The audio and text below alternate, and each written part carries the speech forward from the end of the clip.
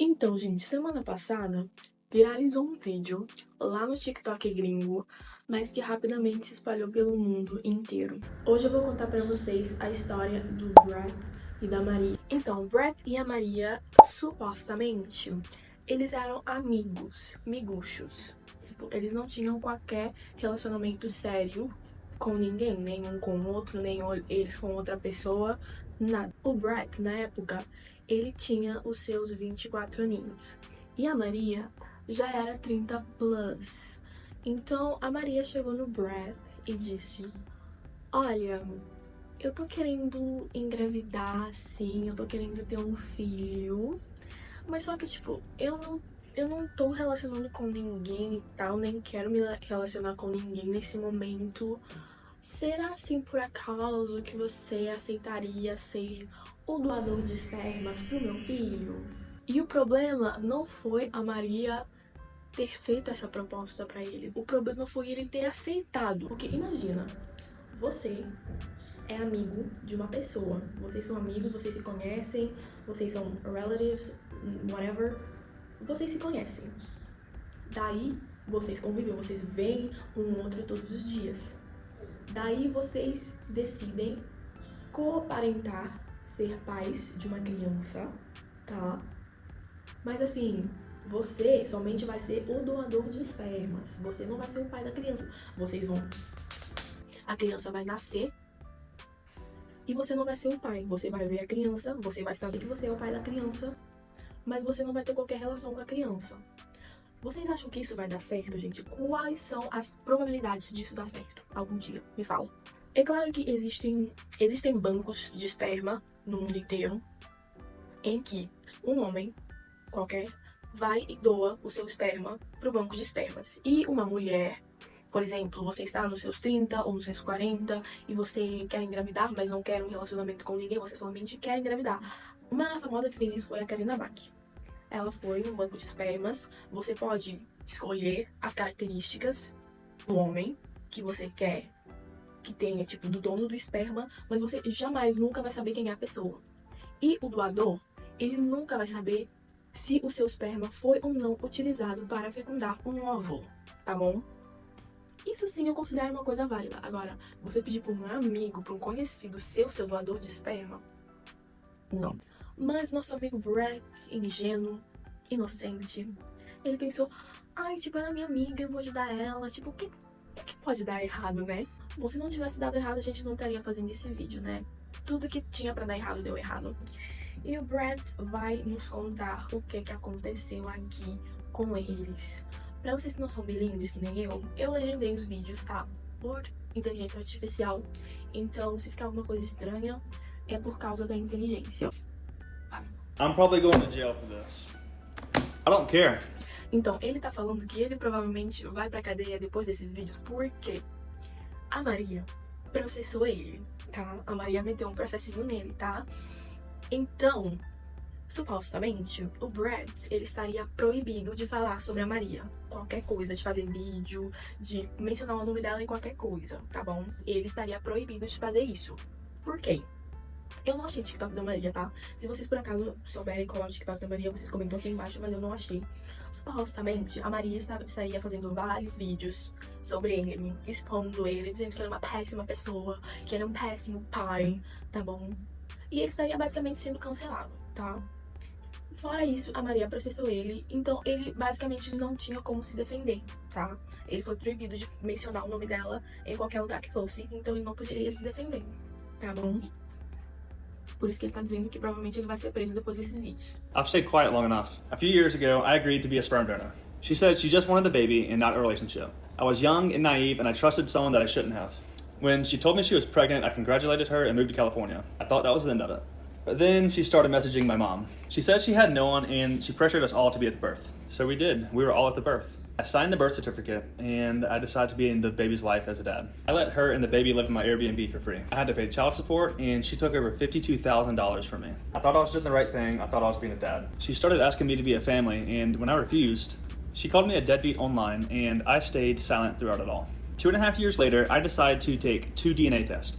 Both of them said the same thing. I was not the father. When I shared the results, she said that I was lying and that we tampered with the test. Before you guys all start believing his shit, some company with her DNA, that could have been anyone's DNA.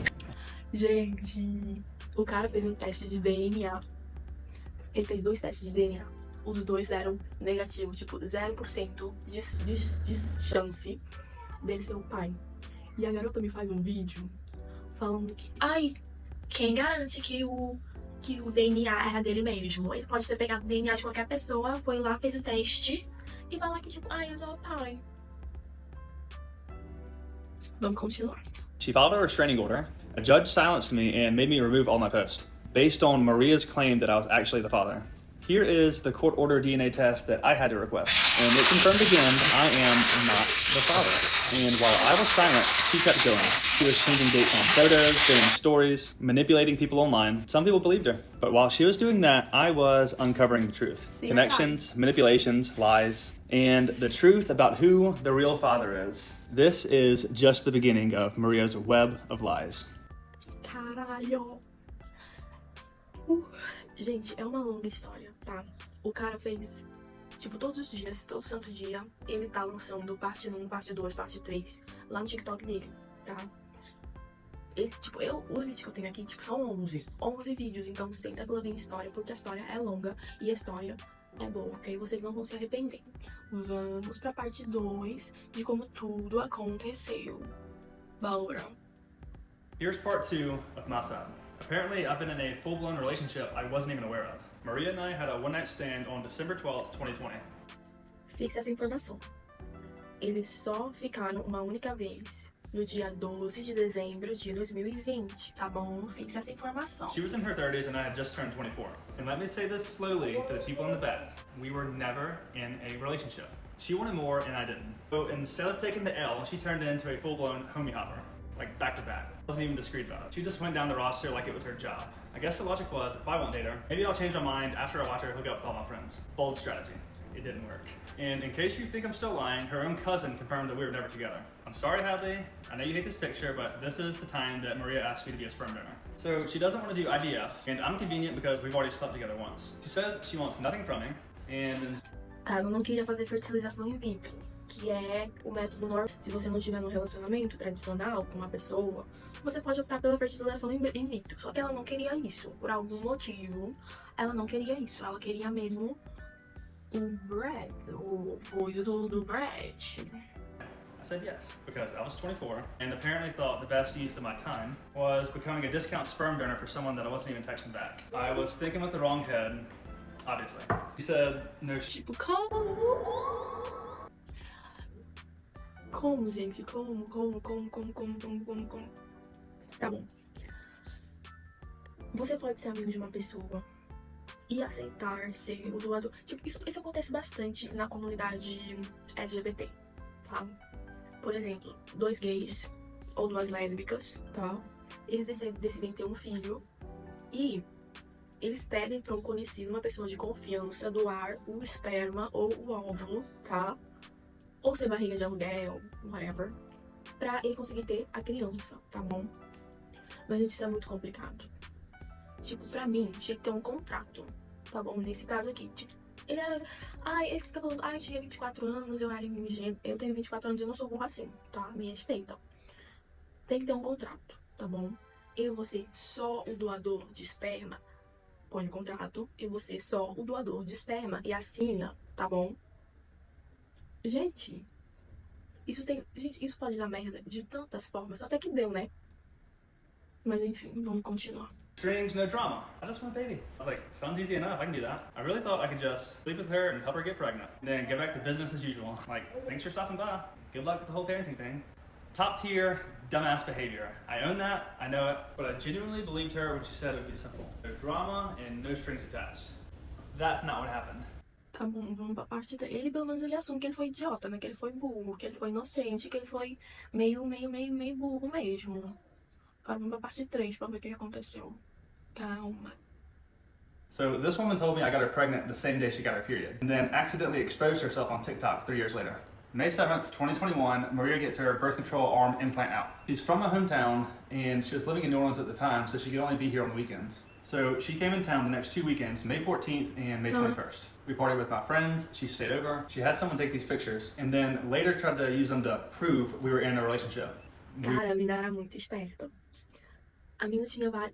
Eu não sei, tá? Essa história é muito estranha, tá? Tem vários pontos, assim, vários nós, várias coisas, assim. Mas, pelo que ele tá dizendo, tipo, a menina tirava várias fotos, assim, em posições meio assim, meio, sei lá, pra tipo, como...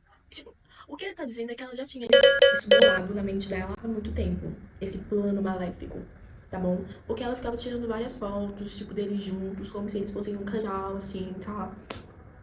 Mas ele também deixava. Então, não sei.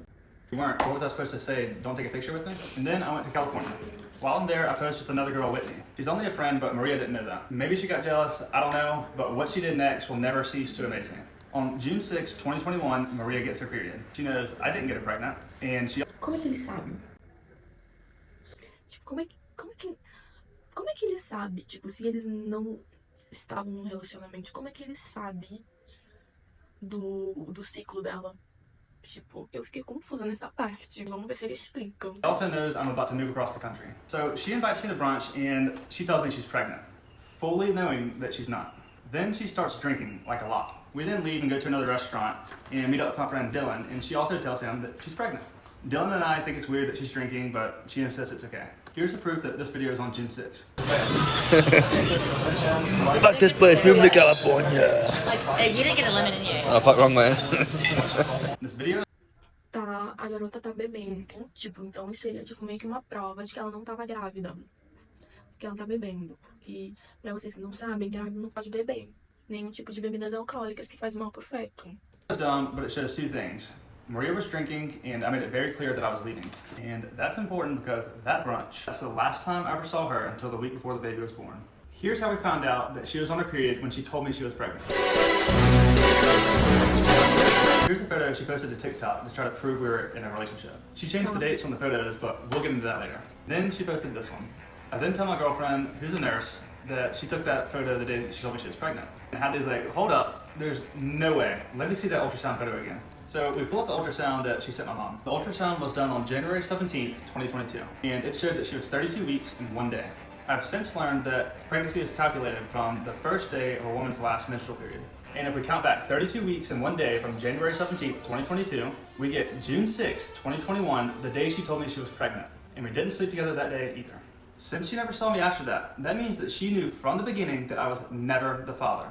Furthermore, here's proof that I'm in California the only weekend that she could have gotten pregnant. She trapped me before there was even a baby. And the crazy part, we probably would have never found out if she wouldn't have posted the photos. She exposed her own lie, and it only gets crazier from here. Gente...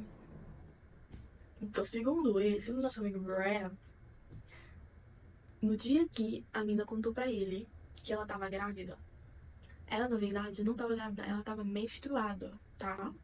Por quê? Porque a mina fez tipo, depois, ela engravidou mesmo de verdade, segundo ele, de uma outra pessoa, e ela fez o ultrassom lá, as coisas de grávida, ela mandou pra mãe dele.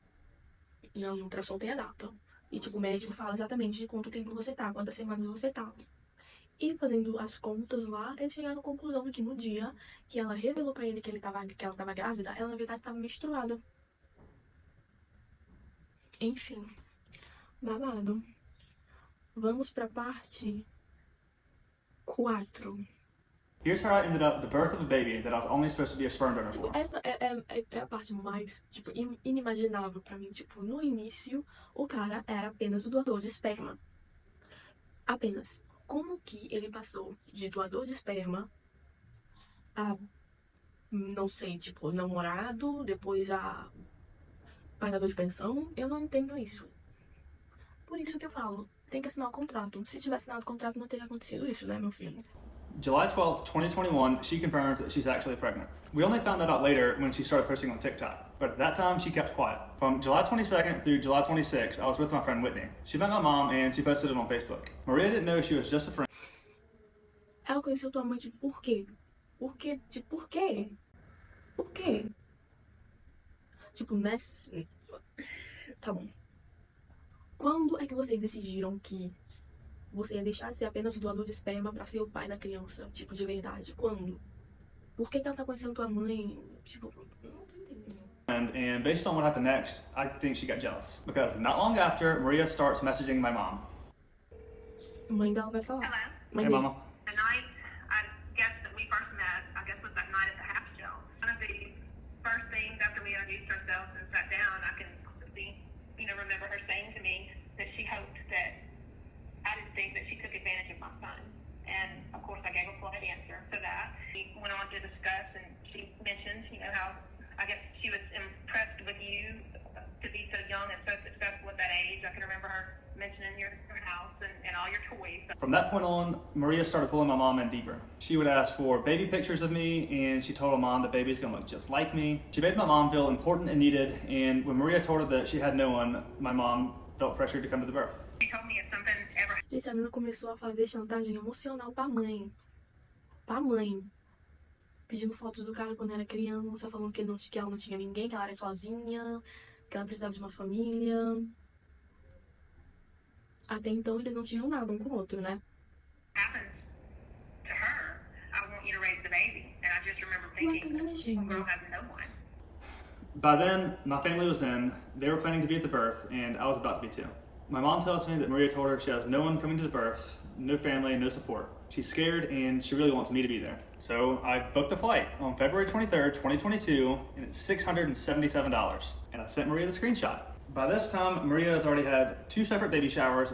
Gente, o cara tem uma bíblia de provas. Tipo, presta atenção nisso. Ele tem um dossiê completo. Eu tô sentindo uma vibe, tipo, Daniel Perin nesses vídeos aqui. Ele tem um dossiê completo, cheio de provas, de prints, de fotos, de tudo, pra desmascarar a Maria. And never posted anything about it. Not one bump photo, nothing. And then a few hours after I booked my ticket, and on the same day that I sent her the screenshot confirming I was going to be at the birth. And at 8.5 months pregnant, that is the first time she ever posts that she's pregnant. And she uses my last name. She waited until I was fully in. A mina começou a usar o último nome dele. Mas aí, tipo, aí é complicado. Ai, gente, não sei o que pensar. Porque, na minha cabeça, tá martelando aquele negócio, tipo, ele era doador de esperma, doador de esperma, doador de esperma. Pula pra... A menina começou a usar o último nome dele, como se eles estivessem casados. E ele aceitou, e ele não falou nada. Tipo... And then she told the world. She didn't just lie, she made sure the lie had backup. The day the baby was born, I was there, and I was the first person to ever hold the baby. And I just remember thinking, this is what it feels like to become a dad. I didn't care about anything else in that moment. My parents are there posting about how they're grandparents again. And then the nurse comes in, and she brings in the forms for the birth certificate and the acknowledgement of paternity. I signed everything because I thought the baby was mine, and Maria knew I wouldn't. After the birth, she scheduled a full-blown newborn photo shoot. She posed me holding the baby, and they would jump in the photos. She had my dog in the photos too, and had already ordered a bandana that said Big Brother. She shared the photos online. Gente, essa parte, eu fiquei meio, tipo, what the fuck? A mulher, tipo, o cara tinha um cachorrinho, a mulher comprou uma bandana pro cachorrinho escrito Big Brother, tipo, irmãozão. E tipo, what the fuck? E, tipo, eu queria entender, tipo, nesse momento, nessa fase, vocês já estavam se considerando, tipo, pais da criança, já estavam co-parentando, ou você ainda era somente o doador de esperma? Ou nessa época você já tinha aceitado que você era realmente o pai da criança, você, tipo, what the fuck? Tipo, porque se ele não queria, ele não teria aceitado tudo isso, sabe? Se ele realmente não queria, tipo... Por que ele aceitou tudo isso, sabe? But I had no idea because I was already blocked on Facebook. She was posting pictures of me and the baby, making it look like we were this perfect little family. And while I'm across the country, she's messaging my childhood friends. She's asking my best friend Dylan and his girlfriend Megan to babysit, and they do. She starts asking my friends and family if they want to be the godparents. And she didn't just ask 1 or 2 people, she told multiple friends they might be chosen. Literally, this is what my brother posted of me, the baby, and my friends. He joked, the godparents who didn't make the cut. And Maria liked the picture. At first, she kept things peaceful and calm. It's like she didn't want to risk pushing me away too fast. Once I was settled into this nice little world she created for me, that's when she started to tighten her grip. And that's when the real abuse begins. Part 5 coming tonight. Bora pra parte 5. Com você, Brett. You don't realize it's abuse when there's no bruises, but she didn't need violence. She used my love for the baby to control me. She waited until I was all in. Once I settled into my role as a father, once she knew I wasn't going anywhere, that's when it changed. The control started small, a comment here, a demand there, but it escalated fast. It was Easter 2022 and I flew home to see the baby. I spent nearly $900 on flights. My whole family was at the house. My parents, nieces, uncles, and... Tá, eu acho que né, nesse momento, ele já tava se comportando realmente como o pai da criança. Tipo, ele já tava mesmo... Eu acho que desde o início ele assumiu a criança, né? Porque, não sei, tipo, na minha cabeça ainda tá aquele negócio do doador de esperma, doador de esperma, doador de esperma. Eu acho que ele gostou, sabe, da ideia de ser pai e quis realmente agir como pai da criança, mesmo ele só tendo ficado com a menina uma única vez. Vamos lá. Aunt's cousins. I blocked off my Airbnb and I hosted everyone, including Maria and the baby. At first, things seemed normal. She was upstairs drinking, talking with my mom, being friendly. I was downstairs with my cousin, just hanging out. The more she drank, the more her attitude started to shift. There was this edge to her, sharp glances and short responses. I could feel it building. Then, out of nowhere, she leans over the upstairs balcony, clearly drunk, and screams down at me in front of everyone, "Get your ass up here and take care of your child." My mom says this is the first time that she saw it. That Maria expected something from me way beyond what we agreed to. For me, Tá, ela esperava coisas de você muito mais daquilo que vocês já tinham acordado. O que vocês tinham acordado? O que é que vocês tinham acordado? Porque no início, o acordo era você ser o doador de esperma. Você já tá fazendo coisas além, sabe? Você tá inserindo ela na sua família, tá? Você tá indo passar o passo junto com ela, com a sua família. Qual que era o acordo? Tipo...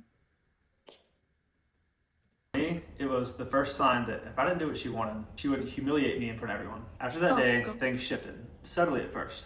But every time I didn't respond fast enough and give her what she wanted, she would use the baby against me. May 16th, 2022, she asked if her and the baby could stay in my Airbnb rent-free. I don't answer right away. A few hours later, she threatens to take the baby away from me, so I say yes. She moves in, I cover rent, utilities, internet, everything. Meanwhile, I can't rent it out during peak season. I'm losing money left and right, but I tell myself it's worth it to stay in the baby's life.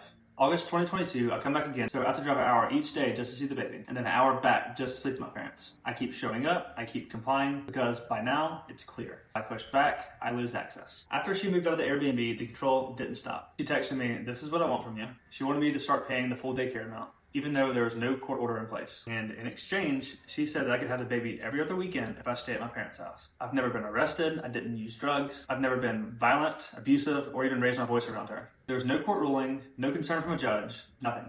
It wasn't co-parenting, it was control. My access to the baby came with conditions that she made up as she went. Then, about a week later, she posted a photo on Instagram with the man that we now know is the dad. Just some... Ele sabe quem é o pai. Ele sabe quem é o verdadeiro pai da criança, caraca. Mas, tipo, por que ela não... Porque ele, tipo, será que ela escolheu ele porque ele tinha dinheiro? Será que ele é rico? Será que o verdadeiro pai da criança é um vagabundo pobre que não tem nada, por isso que ele... Vamos ver. Something to note, we'll get into that later. Then came the baptism. We talked about this in my first video, but here's a quick recap. I drove a 14-hour round trip just to be there. The night before, she asked me to come hang out. I said no, I didn't want to give her the wrong impression. So she told me I wasn't allowed to come to the baptism, just like that. I didn't fight it, I just let my parents go instead. I was just trying to keep the peace. By summer of 2023, things took another turn. Now it wasn't just emotional pressure, it was legal. I was overwhelmed and hiring an attorney felt too expensive. Plus, I had no reason to question paternity. Maria told me if I didn't just sign what her lawyer sent, she would take me to court and get $1,400 a month in child support and $16,000 in back pay. I felt trapped. In those same messages, she said that she didn't want to go in front of a judge. Looking back now, that feels important. I agreed to pay $750 a month and $10,000 in back child support just to avoid a legal battle. I didn't think I could win, so on August 21st, I wired her $10,000. You think that once the court order was in place, things would settle down, but they didn't. If anything, the control got worse. I made my first court-ordered child support payment on November 1st. Less than 2 weeks later, she's calling me names, refusing to let me keep the baby overnight, and demanding more money again. Even simple visits came with strict conditions. When I tried to coordinate a time to see the baby, she laid out impossible rules for pickup and drop-off. She told me exactly when, where, and how, and still refused overnight visits. She insulted me in one breath, and demanded child support in the next. I gave her extra money, $30 here, $250 there, all outside the court order. I was trying to avoid conflict and trying to stay in the baby's life. Then, out of nowhere, she texted me that she wants to be with me. Gente, sinceramente, tipo... Cara, se tudo isso que ele tá falando realmente for verdade, a mina é uma filha da puta, tá? É uma grandíssima filha da puta por tá fazendo isso com o cara. Tipo, ele parece um cara legal. Tipo, vai que, tipo, os caras que tem cara de ser caras legais são os piores, tá? Mas, tipo, ele realmente parece ser um cara legal, tipo... Ele nunca tinha tido um relacionamento.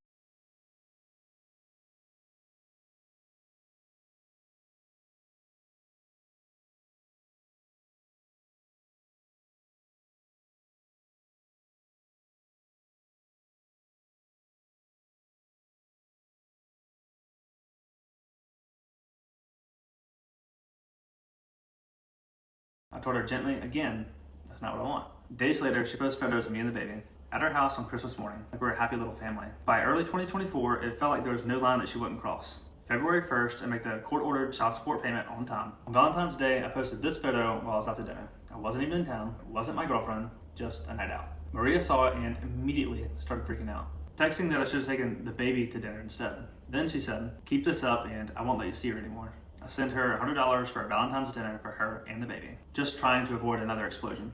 March 1st, I pay again, $750 in support, plus $31 extra for dance class. Again, not court ordered, just trying to keep the peace. Then she posts birthday photos, thanking our family and best friends for coming to celebrate. We don't share family or best friends. She just went out of her way to find my family and friends, message them, and inserted herself into every part of my life. I paid for the birthday party, $364, so she didn't need extra money. However, the next day, she demands the child support payment 26 days early. When I say no, she tells me to die and says I'll never see the baby again. The next day, I sent her $156, not because I wanted to, or was ordered to by the courts, because I felt like I didn't even have a choice anymore. Then she posted even more birthday photos, this time at dinner with my family, like everything was normal. I guess because I paid her, she was happy.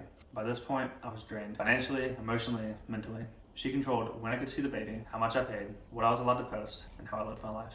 And every time I pushed back, she would punish me for it. It didn't matter how much I gave, she always wanted more. And I didn't think it could get worse. But then I met Hadley. And for the first time since meeting Maria, I was in a real relationship. An actual one, and it was serious. Part 6 of Maria's Rival Lives will be up tomorrow.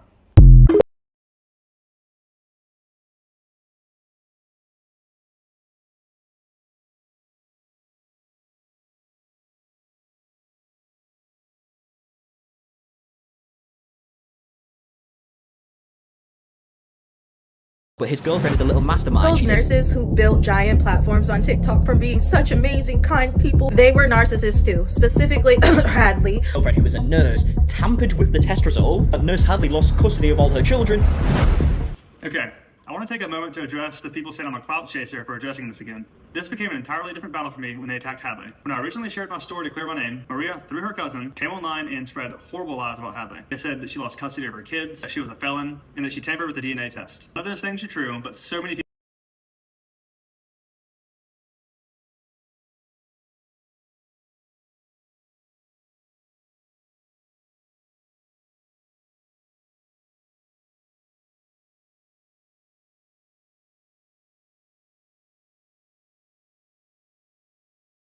believed it. I watched the person I love cry while strangers made videos about her. They review bombed her book without even reading it, and despite all that, she still stood by me. So yes, I came with a literal binder of receipts, and I'm going through it in order so they can't twist things again. Because it's one thing to hurt me, but it's a whole other thing when you're attacking the person that I love. Hadley and I met at the gym, and we went on our first date on March 20th, 2024. About a month later, I brought Hadley to lunch with my mom. My mom told us about Maria texting her recently.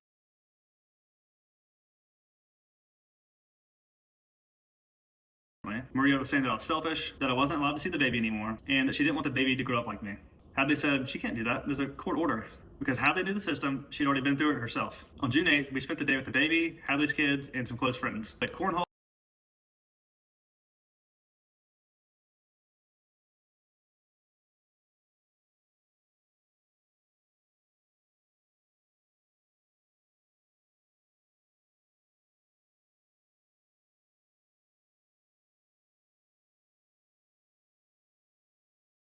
we went to a birthday party and even had dinner with friends that night. It was just a good day. But when Maria found out that the baby and I were at Hadley's house, she lost it. She texted my mom saying I'll get to play house with their daughter. It's an interesting choice of words considering how the story ends. Maria demanded that I call her immediately or she's going to call the police. I had to leave the baby with Hadley and her friend to go to another room so I could calm Maria down. Soon after, I go on a bachelor trip that was planned months in advance. While I'm gone, Maria jumps on Facebook and has a full-blown meltdown. She says I'm absent from the baby's life and that I skipped town on Father's Day. I had just seen the baby a few days ago and already had a flight booked to be back on Father's Day.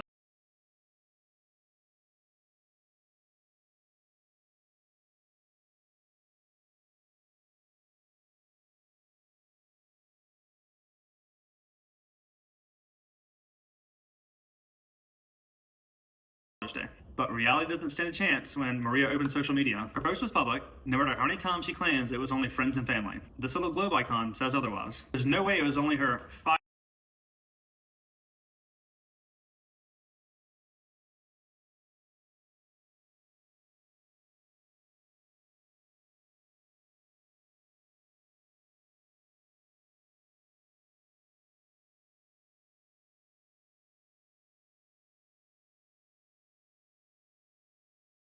5,000 close friends and family. Hadley saw it, her family saw it, probably half the state saw it. She called me a deadbeat, she said that I put my dick in anything that walks, and accused me of shoving hot dogs down my throat for Instagram likes, which honestly is pretty funny. But the real kicker, she ends it with, the truth is coming out and I'm not afraid to share it to the public anymore. She's all about freedom of speech until someone else starts talking. Anyways, she doesn't answer my calls or texts on Father's Day, so I don't get to see the baby. I'm not even shocked at this point. On June 20th, we head to the Bahamas for Hadley's brother's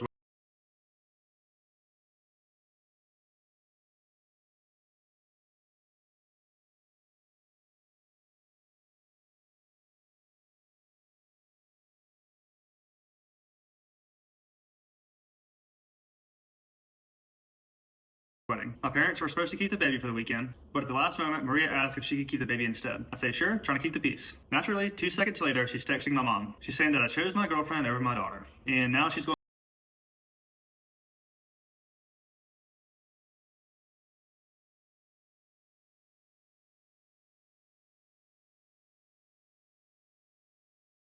back to court for full custody. My mom calls her out and says exactly what everybody else is thinking. You've micromanaged his every move, he's never bashed you publicly, and you've wished him dead more than once. And she was right. So it's June, and according to the court order, I'm supposed to have the baby for the whole month. But as usual, Maria was picking and choosing what rules apply. June 25th, this is what her family loves to twist. The infamous Lowe's incident. Here's what actually happened. The night before, on the phone, Maria told me that I could pick the baby up from school in the morning. So I did. We ran some errands, grabbed lunch, and then we went to Lowe's. While I'm there, I text her and ask if I could keep the baby overnight. She calls me immediately. Her response, not thanks, not sure. Is Hadley with you? I said yes, and instantly she flips. She says that she's coming to Lowe's right now. I was like, no, you're not gonna make a scene in Lowe's. I'll just drop Hadley off and then I'll bring her back to your house like we planned. I hang up and then I reiterate what I said over the phone through text. I put away my phone while I'm driving. I check my phone when I park at Hadley's house. Apparently, Maria's at Lowe's now. I had multiple missed calls from my dad. I call him back and he tells me that Maria's called him. And apparently, she was running up and down the aisles at Lowe's screaming that her daughter had been kidnapped. Oddly enough, her family doesn't deny this part. They just said that I didn't answer the phone for hours. The drive from Lowe's to Hadley's house is 17 minutes. I call Maria back and she starts making threats. Hadley tells me to hang up and text her because I need this in writing. That enrages Maria, but we'll get back to that soon.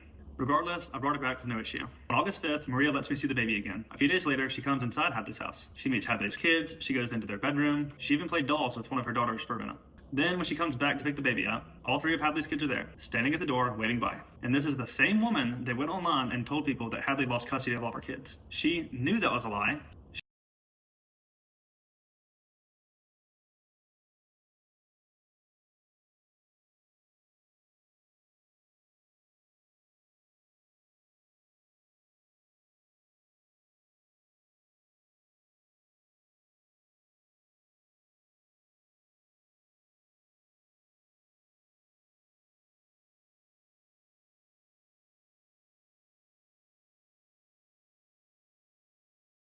She met the kids and stood in their home. That wasn't confusion, that was strategy. Maria knew that if she could convince people that Hadley was a terrible person, the attention would shift off of her, and the truth wouldn't matter anymore. She wasn't trying to defend herself. She was just trying to take Hadley down because she was helping me.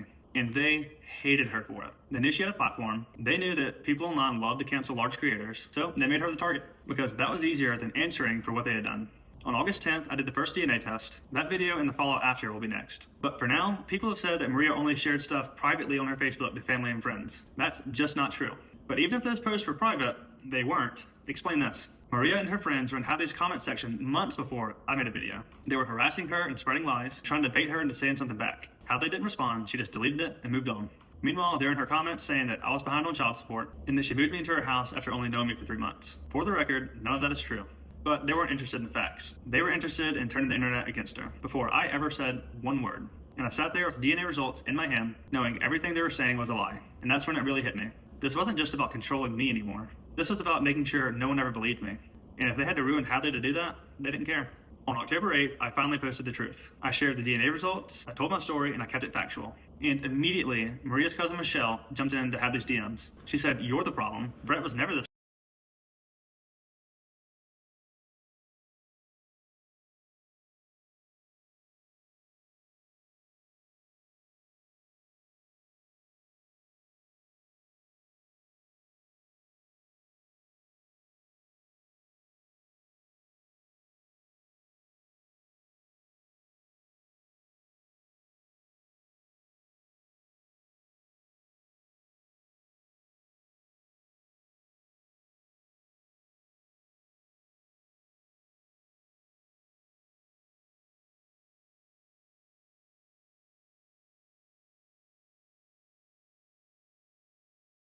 confident until you were in his ear.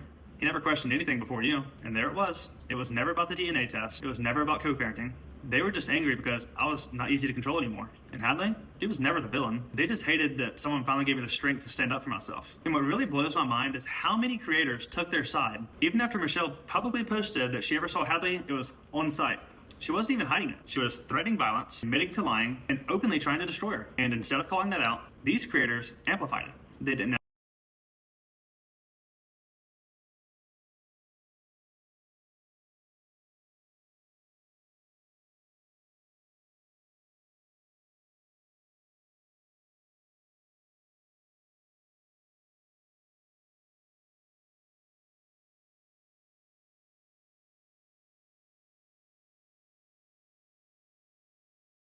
Ask any questions. They didn't look at any of the facts. They just picked up the pitchfork and joined in. So if you're one of those people who helped them do it, you didn't just get it wrong. You helped abusers keep their power.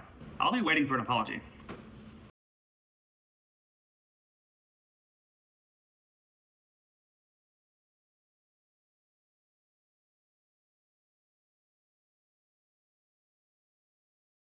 And that's when I immediately called my mom. I just said, I'm not the dad.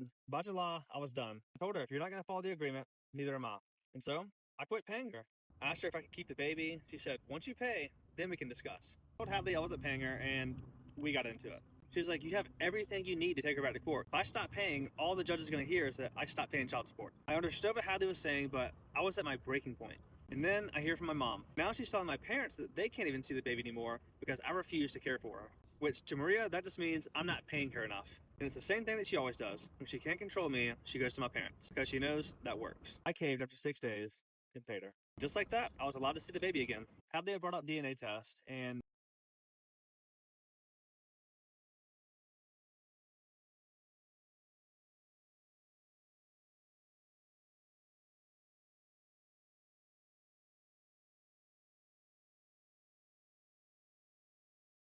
me thinking court was imminent, I thought it was a good idea to go ahead and order it. So that weekend when I had the baby, I decided to do it. So me and Hadley are just laying on the couch, laughing about something, and that's when I get a notification. It's an email from Paternity Lab. After I open this email, I read it, and I think I'm reading it wrong, but I scan it 3 times, and I see 0%. I look at Hadley, and I say, I'm not the dad. And I just drop my phone. And she picks it up, and she says, you're reading it wrong. You know, she starts scanning it, you know.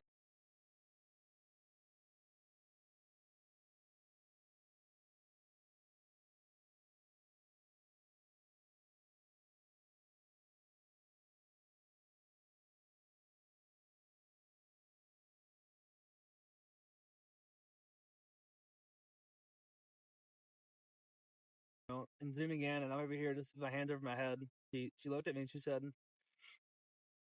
you're not the dad. And it felt unreal. I felt shock. And that's when I immediately called my mom. Whenever she answered, I just said, I'm not the dad. She didn't know I was taking the test.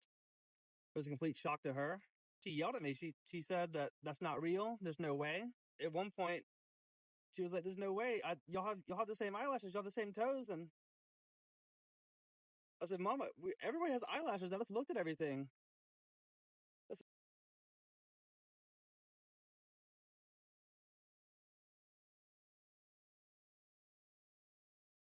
not my kid. So after a week, there's this incredibly weird, silence. I feel this pressure on me to, make a decision, and I'm trying to tell everybody what else to do, and I don't even know what to do myself. And one night, Hadley comes up to me, and she says that, hey, babe, we can just pretend none of this happened. Whatever you want to do, I support you 100%. And after thinking on that, it was definitely an option. No one else knows. We could just go on, continue with our regular lives. I wasn't thinking about Maria and how she treated me at this point. It was just me thinking about my relationship with my daughter. I think 2 days went by, and all I could think about during those 2 days was how unfair it was that the real dad had been robbed of all this time with her, all those special moments that I spent with her. That is something that he never got to have. I felt like I was taking that if I was to not tell the truth. So at this point, I still haven't made a decision. My parents still don't believe it at all. I decided to do another DNA test, and I wanted to see the baby and see how I still felt whenever I held her. So everything was fine at first. She was calling me Dada, and Just every time she would call me dad, it just started to eat at me. At one point, I just started uncontrollably crying, and I had to call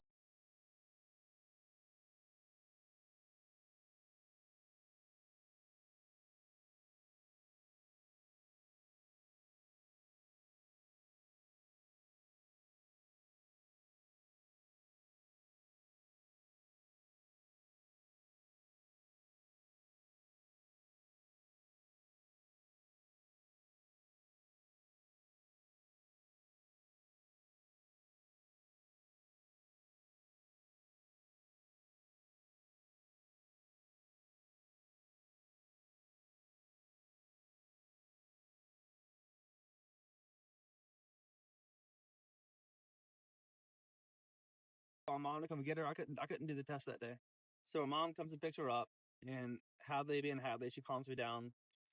And the next morning, I know that I still need to do the test. My mom brings the baby back down, and that's when we did the second test. And I knew exactly how the results would be.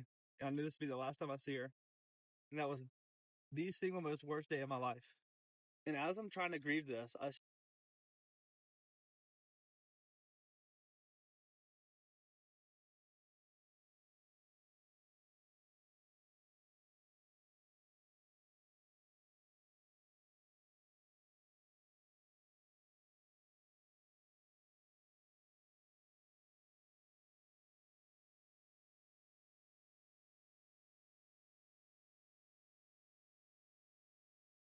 still have to keep quiet. I'm trying to talk to attorneys. I'm trying to keep my cool.